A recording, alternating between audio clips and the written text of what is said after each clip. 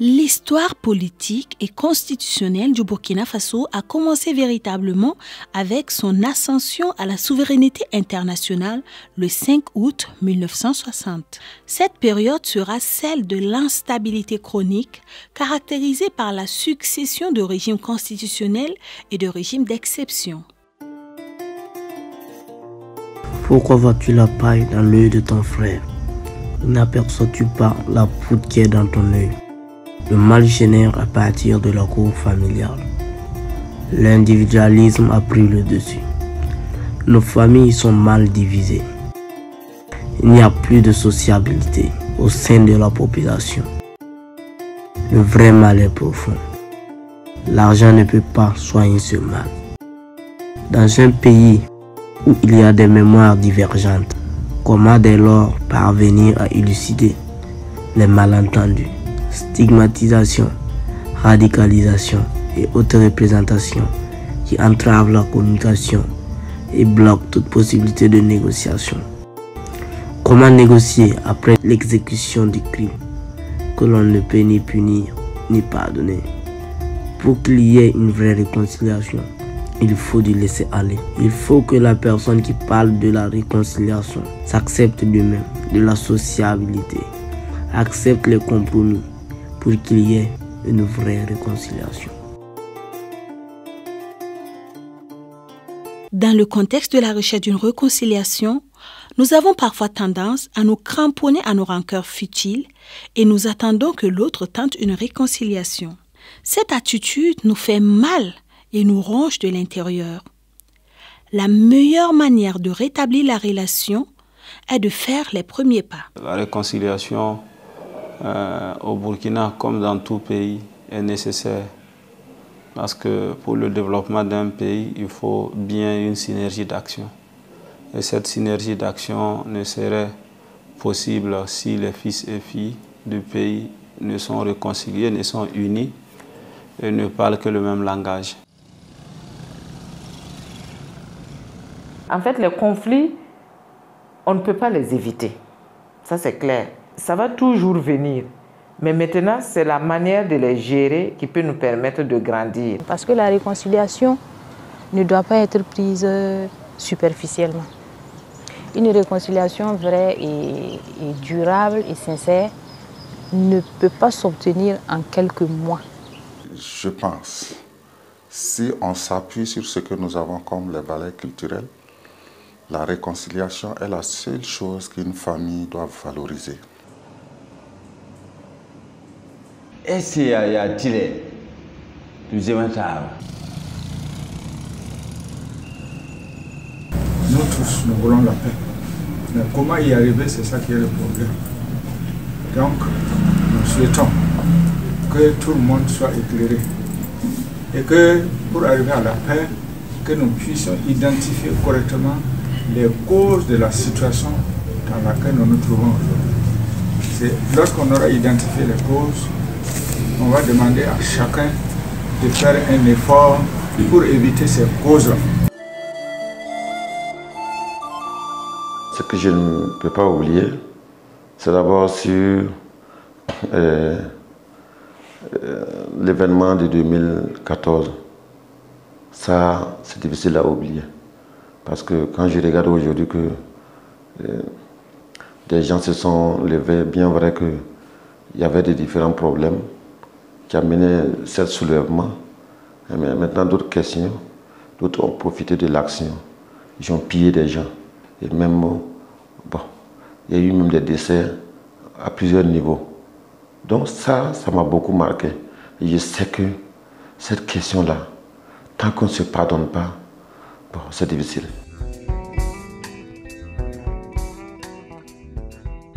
La réconciliation est un processus global incluant des instruments clés tels que l'approche, l'écoute, la vérité, la justice, la cicatrisation et la réparation afin d'assurer la transition d'un passé divisé à un avenir commun. Maintenant, pour aller à la réconciliation, il faut respecter le ressentiment de chaque partie, surtout la partie brimée.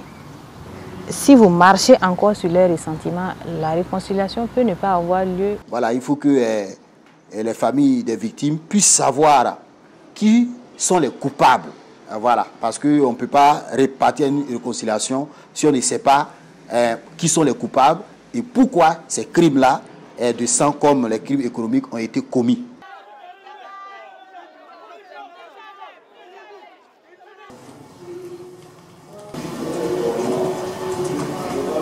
Pourquoi se réconcilier? Parce que l'homme lui-même en tant que tel est neuf, comme on le dit dans notre culture. Personne n'est 10. Quelle que soit ta bonne volonté, quelle que soit l'envergure de ce que tu penses être parfait pour tout le monde, tu vas fauter un jour. Forcément, tu as transgressé quelqu'un. Et nous sommes tous de cette race humaine qui, à un moment, on reconnaît et on s'excuse, on demande pardon. Alors donc il est important, lorsqu'on veut parler justement de réconciliation, que les deux parties, la partie offensée et l'autre partie qui a offensé, que les deux parties se rencontrent, qu'ils en parlent et qu'ils puissent se pardonner. Ce qui fait que la réconciliation ici aboutit, dans le contexte biblique, aboutit au pardon.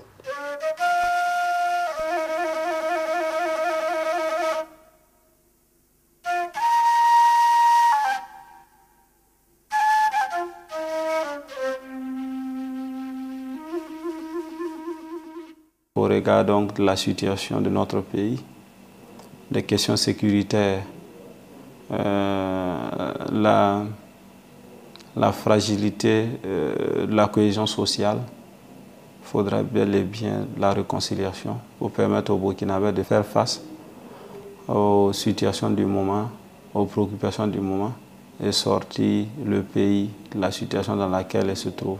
On peut s'asseoir, on peut se parler, on peut reconnaître qu'à un moment donné, j'ai fait du tort, et l'autre peut comprendre que celui qui lui a fait le tort là, ce n'est pas un Dieu, c'est un humain. C'est bon d'en parler, mais le fondement même de la réconciliation, c'est d'abord la justice et la vérité, sans quoi on n'ira nulle part avec cette réconciliation. Je pense que la vie d'une société aussi, à un certain moment, il faut faire le point de ce qui n'a pas marché et se dire, on fait table rase et on va sur de bonnes bases. C'est comme ça que je vois la réconciliation. Je ne vois pas la réconciliation comme forcément des gens qui se frappent et qu'on va leur dire, bon, asseyez-vous, réconcilions-nous. Non, non. Je vois ça comme un acte fort qui doit être notre acte de tous les jours.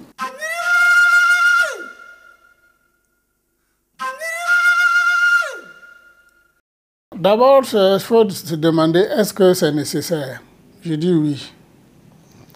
Est-ce que c'est possible? Je dis également oui. Est-ce qu'on doit la réussir? Je dis encore oui. Maintenant, tout dépend du contenu qu'on lui donne, de l'approche ou des approches qu'on va utiliser pour y parvenir. Parce que ce qui s'est passé dans notre pays, c'est vraiment lourd et ça a duré pendant longtemps. Il y a eu des vies qui sont parties, des cœurs brisés, des veuves qui n'ont pas fini de pleurer, des orphelins qui sont toujours, qui n'ont pas encore fait le deuil de leurs parents. Donc c'est vraiment quelque chose qu'on ne saurait prendre à la légère.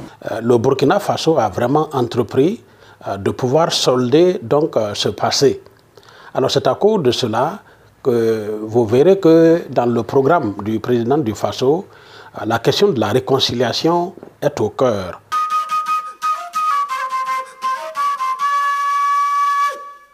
Mais ceux qui vont véritablement faire la réconciliation là, c'est ceux qui ont fait le mal et c'est ceux à qui on a fait le mal. C'est ceux-là, on n'arrive pas à les mettre ensemble, quels que soient les discours, les rencontres qu'on va faire, on va passer à côté. C'est eux qui vont faire la réconciliation. Donc quand on parle de la réconciliation d'une nation, c'est tous les pans de la nation qui doivent être interrogés. Tous les pans, ce n'est pas un seul pan. Mon propriétaire terrien qui est au village, qu'est-ce qu'il pense d'un sang versé au Burkina?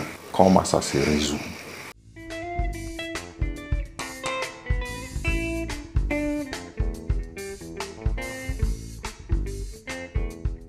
Il faut dire que les Burkinabés, dans sa majorité, sont prêts pour aller à la réconciliation. Maintenant, toute la question que chacun se pose, c'est comment le Burkina Faso ira à la réconciliation. Puisque, vous voyez, toutes les choses actuellement, les gens injectent la politique dedans. Et c'est ça qui envoie que souvent des choses qui sont entre familles, quand il y a la politique qui rentre dedans, ça envoie la frustration. Voilà la vérité. Ce sont les politiciens entre eux qui créent des problèmes à la nation. Donc, dans le bambah, il y a la politique à nation.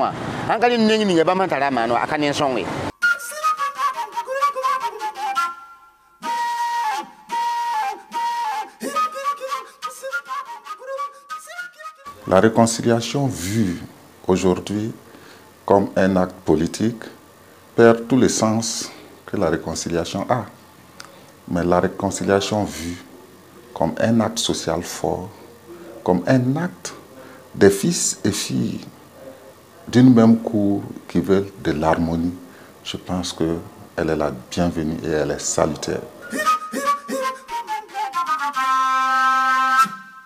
Le meilleur des systèmes démocratiques au monde, conçu par les démocrates les plus capables, ne pourra survivre si les populations concernées ne sont pas prêtes à se faire confiance entre elles, à accorder un minimum de confiance au système lui-même et à le mettre à l'essai. C'est évident qu'il y a des Burkinabés qui sont déjà prêts. Il y en a qui ne sont pas prêts. Il y en a aussi qui ne veulent même pas en entendre parler. Parce que les Burkinabés d'aujourd'hui ne peuvent pas, par exemple, transmettre les conflits aux générations futures. Il y en a qui naîtront aujourd'hui qui n'ont aucun problème avec aucun Burkinabé.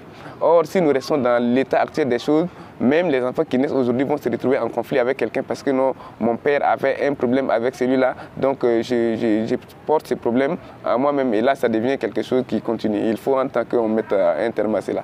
Si l'on veut attendre que tous les Burkinabés soient prêts, on n'ira jamais à cette réconciliation.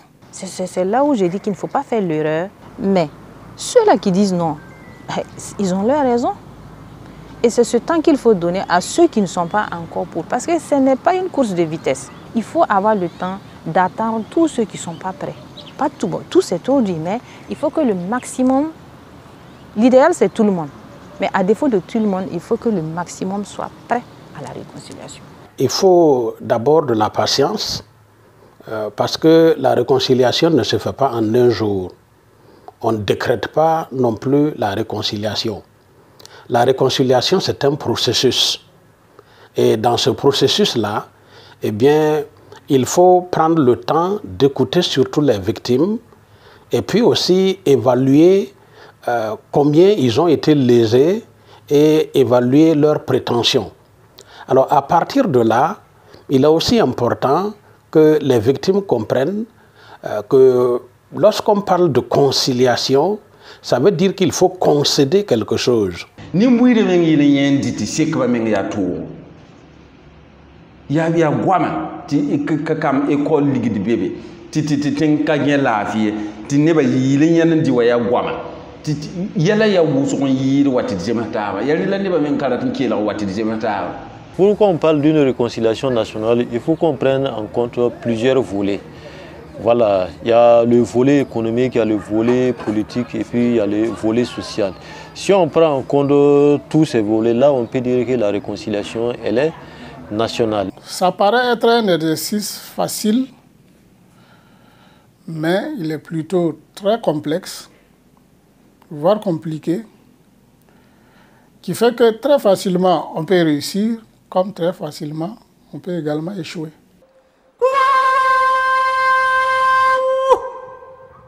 Sinon, d'office, tous les acteurs de la société burkinabé sont prêts pour la réconciliation. Maintenant, c'est le combat de la réconciliation aujourd'hui qui cause problème. Quand on voit la réconciliation entre le camp des victimes et le camp des agresseurs, déjà, on met en place deux groupes qui ne peuvent pas se parler. Se réconcilier est la seule chose que nous avons comme valeur culturelle qui est intarissable. Parce que chacun demande pardon avant d'aller dans sa tombe. Chacun demande des excuses avant de parler à l'autre. Et c'est ça il faut valoriser. Il faut dire aux gens, quelle que soit la différence doctrinale que vous avez, la différence du point de vue idéologique, tout ce que vous avez, à un certain moment, vous êtes appelés à vivre ensemble.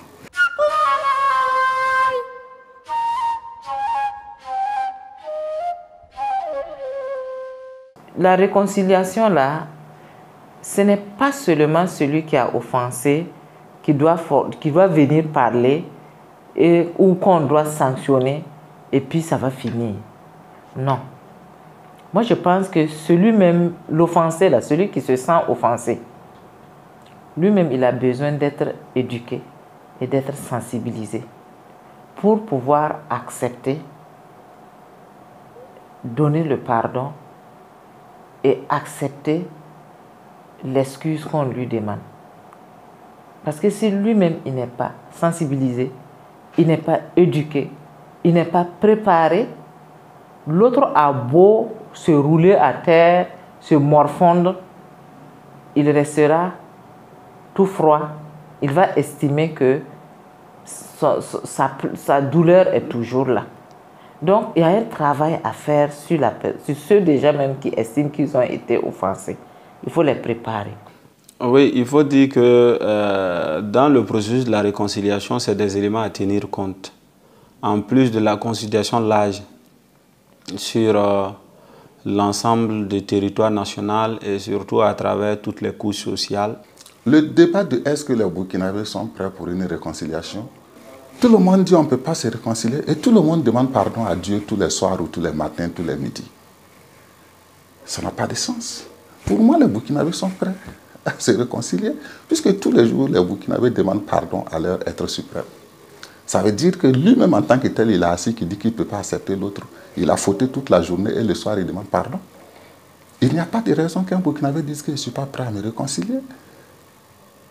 Ça se fait aussi dans la douleur.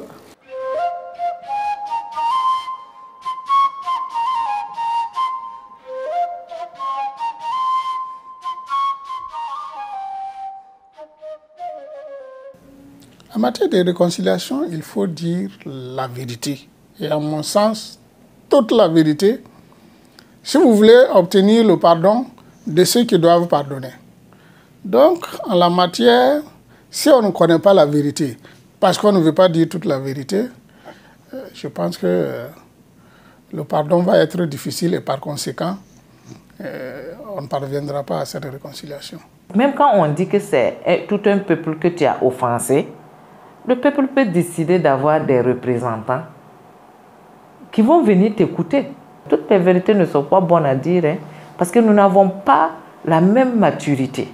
Même ceux-là même qui disent de venir dire publiquement, je vous assure qu'il y a certaines vérités, quand le gars va finir de dire, il y en a qui vont s'évanouir. Il y en a qui vont peut-être tomber en syncope. Donc, quand tu n'es même pas sûr de ton état psychologique, ton état mental, là, il ne faut pas taper ta poitrine pour dire, viens tout dire, je veux tout savoir. Tu sauras tout, mais après avoir tout entendu, tu peux devenir même fou. Il faut laisser les choses arriver comme ils doivent arriver et maintenant entamer des processus de réconciliation. On fait ce qu'on a à faire. Moi, je pense que c'est ce qu'il faut faire. Dis la vérité. Les bourreaux qui sont prêts, dites la vérité. On vous juge, on vous condamne. Il y en a qui ne vont pas y échapper, mais il y en a qui vont échapper. Mais ça sera la procédure correcte et honnête. Dis, qu'est-ce qui est arrivé? Pourquoi tu as fait ça? Qui a fait ça? Est-ce que c'est toi-même? Est-ce que c'est quelqu'un que tu as envoyé? Qu'est-ce qui t'a poussé à faire ça? Vous ne pouvez pas vous permettre de dire « Oui, oui, c'est des vérités qu'on ne peut pas dire ». Ah non. Trouvons l'approche, la plus bonne stratégie qui peut nous amener vraiment à une réconciliation vraie sans créer encore plus de scission, voilà, et de difficultés. Quelle que soit la situation qui a prévalu, le désaccord, on pose le problème d'abord avant de tirer des conclusions. Donc toutes les vérités doivent se dire. Un homme s'assume. J'ai posé un acte, j'ai le courage d'assumer mon acte. C'est moi. J'ai fait ça. Je m'explique. Vous pouvez me comprendre, vous pouvez me pardonner. Mais moi, je vous explique pourquoi j'ai fait ça. Voilà les raisons. C'est moi qui l'ai fait. Hein? Il faut avoir le courage de s'assumer. Quand on a le courage de dire tuez-le, il faut avoir le courage de dire c'est moi qui ai dit de le tuer. Ailleurs, on l'a vu, les gens l'ont réussi. C'est moi qui ai tué ton frère. Mais je viens te demander pardon. Ça peut prendre 3 mois pour digérer ça avant d'accepter le pardon. Mais au moins, le premier pas de l'agresseur a été fait. Et celui qui reçoit, on va le conditionner à ce qu'il comprenne aussi que comme tu connais qu'est-ce qui s'est passé, tu connais qui l'a fait. Maintenant, c'est à toi, en tant qu'être faillible aussi, là, de tirer les conséquences. Et ça finit toujours par un pardon. Voilà, il y a aussi ce qu'on appelle les secrets d'État. Voilà, il y a des secrets d'État qui ne doivent pas ou qui ne peuvent pas être divulgués. Voilà, et donc, c'est maintenant, voilà, on va dire aux autorités, aux victimes, peut-être de voir est-ce que certaines vérités peuvent être mises sur la place publique. Voilà, sinon, à mon sens, moi je pense qu'il y a quand même, voilà, certaines vérités qui ne peuvent pas être dites. Et ça, ce n'est pas seulement le fait du Burkina Faso ou le cas du Burkina Faso, dans d'autres pays également, où il y a eu ce processus de réconciliation-là. Voilà, il y a certaines vérités qui n'ont pas été dites. Voilà, des secrets d'État en griffe. La réconciliation est un processus très large. Elle s'applique à tous et pas uniquement à ceux qui ont directement souffert et à ceux qui ont infligé de souffrances, même si ces personnes occupent une position centrale. Le cas du Burkina Faso est beaucoup plus social. Parce que quand je regarde aujourd'hui, ceux-là même qui sont indexés, qui sont accusés, et je trouve qu'ils souffrent. Ils souffrent énormément et ils souhaiteraient vraiment qu'on leur donne une plage, l'occasion de pouvoir demander pardon au peuple, de pouvoir... Mais maintenant, bon, et comme il y a l'aspect de la justice qui est là, qui guette à tout moment, je me dis également que c'est la psychose, la peur. Qu'est-ce qu'on va faire si je dénonce? Est-ce qu'on ne va pas je n'aurai pas la peine la plus difficile, la peine capitale. Vraiment, les gens ont peur. Mais il faut reconnaître qu'eux-mêmes, ils sont fatigués et de porter le poids de ce qu'ils ont eu à faire au peuple. Dans le cas de la réconciliation, on peut vous envoyer en prison ou bien, bon, voilà, le juge fait ce qu'il doit faire parce qu'il fait des textes. Mais le premier responsable du pays est là. Voilà, on condamne et lui décondamne pour permettre à tout le monde d'aller dans la même direction. Sinon, la justice est inévitable. Et c'est encore les politiciens qui ont peur du jugement parce qu'ils savent ce qu'ils ont fait.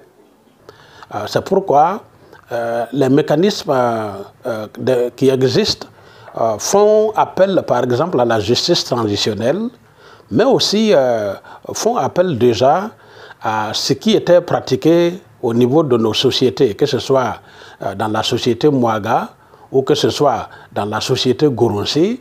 On puise de façon endogène dans nos coutumes. Il y avait des mécanismes de régulation des questions des droits humains. Alors il faut dire aussi que de nos jours, on utilise beaucoup la justice transitionnelle qui permet d'aller vite.